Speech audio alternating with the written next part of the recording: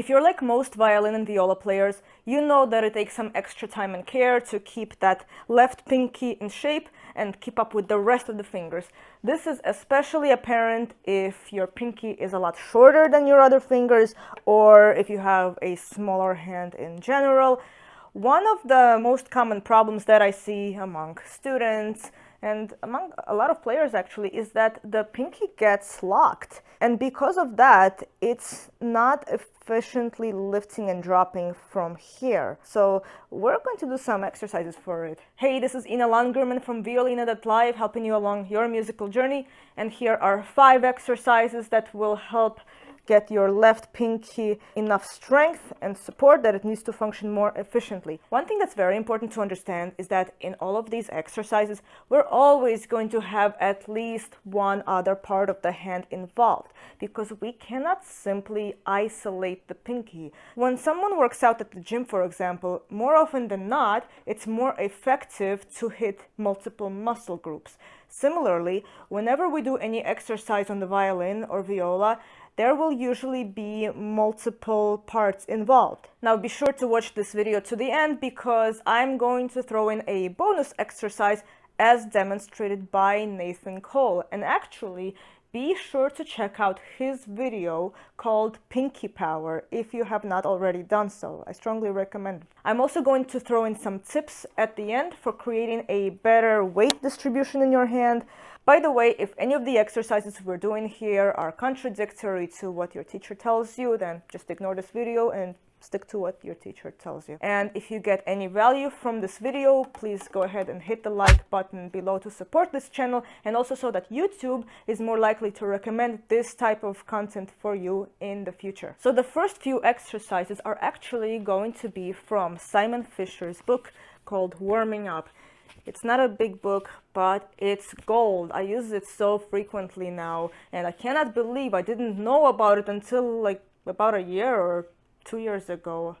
Can't keep track with how many years have gone by with the pandemic.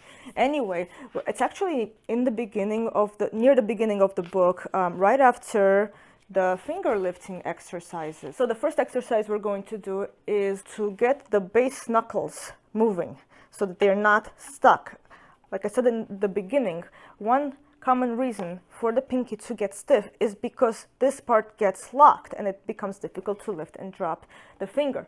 So we're going to practice getting this knuckle in and out like this.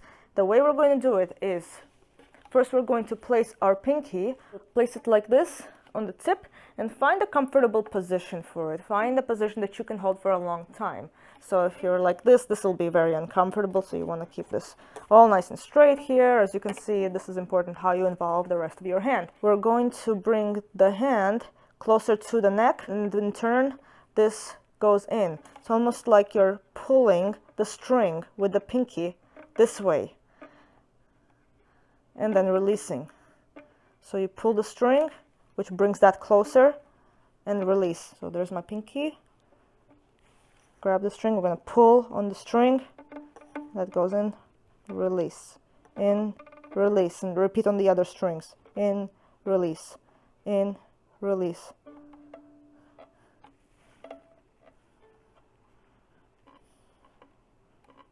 The second exercise, actually on the same page, great for extensions also, to warm up the fingers. What we're going to do is start in the same way, but we're going to start in a higher position, so like 5th position or something. You could do other positions too. The idea is to use the same pulling of the string to create space, more space between these two fingers, the pinky and the third finger, and that's going to allow for the third finger to extend backwards more.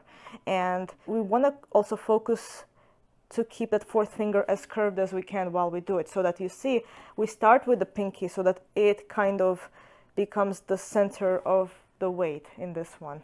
So we do the same thing as we did in the first exercise, but we're adding the 3rd finger to it.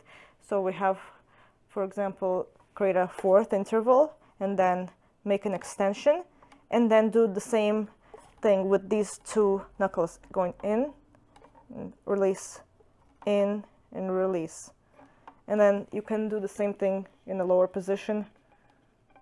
So right now I'm on G now, for example, and do in, release, and do the same thing with the extended third finger, which is more challenging.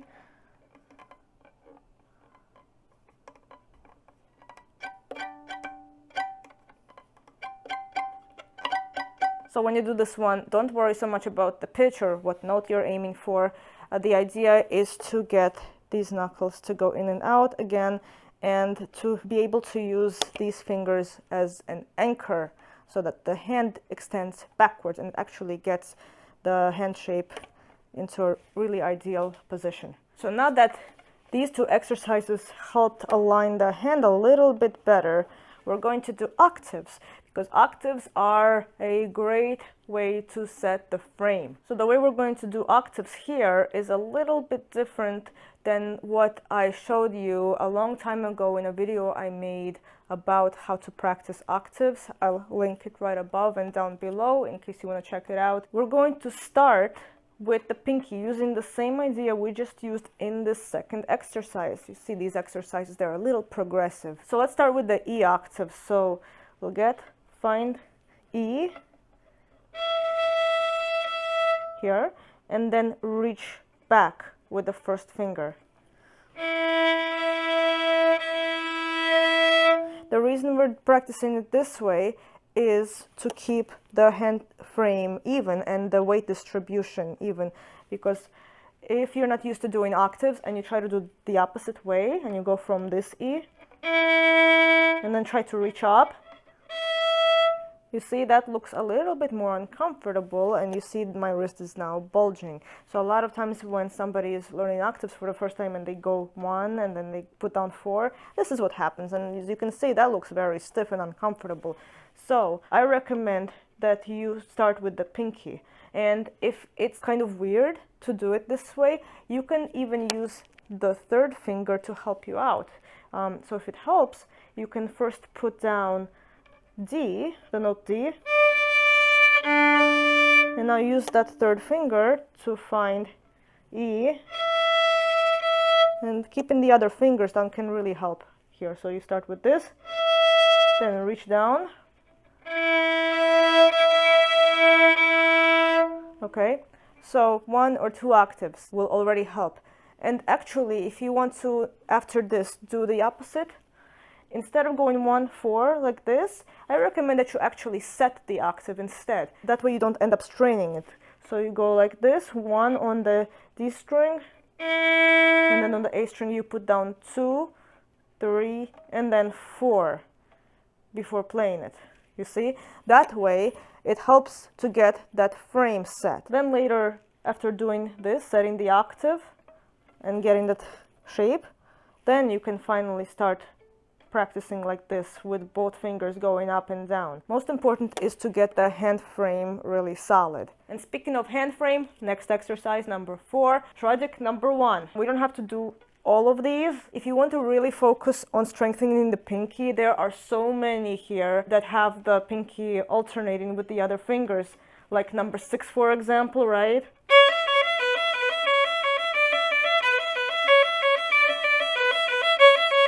Number 7, number 8, and then if you skip to number 11, there's more, and you're gonna notice that if you keep going, because a lot of times these exercises are practiced straight through from the top of the page till the very end, you'll notice that it takes some time to get used to pacing. It's not about how much you do it, it's about how efficient you are and how smart you are with this, because you want to know exactly where your thumb is, you want to know exactly how your wrist should be set. Finally, exercise number 5, Kreutzer number 9. And I don't recommend to do the entire thing, of course. So don't spend too much time on this one. The same way as if you were going to the gym, you don't want to do an exercise that's too difficult for you, and you don't want to lift weights that are suddenly much higher. It's a similar idea here. Instead of doing the entire thing, or even instead of going to that first half note, you can spend just a few minutes on the first 2 measures, or actually the first 4 measures, and really focus on aligning the hand. And also you can practice these in chunks or in dotted rhythms. Or you can do the opposite and hold the pinky.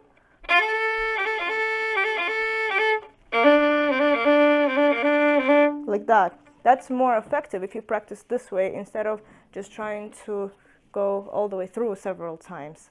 Okay, so as promised, I was going to throw in an extra bonus tip about a trick that I learned from Nathan Cole while I was participating in his Violympic Games, actually these past 2 summers. And it's kind of fun thing you can do when you are not playing the violin. Maybe you're just kind of hanging out, or you're sitting in class, or even on public transit. Don't do this on public transit, it looks weird. Get a piece of tissue paper like this, like a Kleenex, and roll it into a ball and put it over here where your pinky is, and roll the pinky like this. Fun little activity you can do. It takes a few seconds. It's kind of weird, but you're going to notice it's going to help get that lifting dropping motion going from here, so that it's not going from here. Like sometimes I see this happening. You want to make sure that lifts and drops in all the fingers come from the base knuckle. So doing this can help. And if one of your other fingers needs help with that, you can do the same thing. Sometimes my third finger likes to be lazy, so I actually work out the third finger even more in my case. So right away I feel much more loose over here just from doing that for a few seconds. Go watch Nathan Cole's video on pinky power. Now, just a few quick tips for all of these exercises, and the first one is that you have to pay attention to where those base knuckles are in relation to the neck of the violin. And this is going to depend on your hand size, but if you have smaller hands, you're going to notice that if you keep your knuckles way over here, so really far from the neck, it's going to be really hard to get a good hand frame. And in this case, you want to actually get those knuckles almost parallel to the neck. So you see, if I'm like this, I can much more easily reach where I need to go. And if the angle is bigger, then it's more difficult. Then you get that problem again. Again, for larger hands, that angle is going to change. That angle for larger hands will be slightly more out this way. So it is an individual thing. So pay attention to which angle gets your fingers into a good frame. Careful that you don't overdo this, because that can create stiffness and away from that nimbleness that you need in the fingers. So just find the right amount, okay? Tip number 2 is to find the right thumb position for the latter 2 exercises, for the Schradieck and Kreutzer, in relation to your hand size and shape. So I talk a lot about this in my video on thumb position, and it really depends. So for some people, the thumb would go across from the second finger. For some, it'll be across from the first finger back here. For many, it will probably be in between the 2. Easier to show here. So like this, sometimes the thumb will be back there, sometimes it'll be up here, and sometimes it'll be in between. But no matter what you do, whichever one works for you for Schradieck and Kreutzer, no matter which one you do, make sure that you're not squeezing the neck here. It's important to stay flexible here, because depending on what you have to play in your repertoire, you're going to have to adjust your thumb position. And tip number 3 to help strengthen your pinky is to actually make your third finger in charge. This finger can act like an anchor in order to support the fingers on both sides. So if I put my third finger down, it makes it easier for the pinky and the fingers on the other side to go down easier. Now, the reason that I chose the third finger to be in charge instead of the second finger is because depending on the angle you place it at, it can help you or not. So if I put my second finger in charge and I put it like this, it doesn't really help me, as you can see. But the third finger, if I place it down, it always helps me. And that is because the back 2 fingers, their nerves and tendons, they're actually intertwined if you look at a picture of the hand anatomy. And that's why I chose the third finger for this job. Okay, that's it for this video. If you found anything helpful, please go ahead and like this video and share it with a friend or a colleague. If you would like a summary of all of my content in both video and written form, I do have a bi-monthly newsletter that goes out on the 1st and 15th of each month. Links down in the description below. Don't forget to subscribe, hit the notification bell, and happy practicing.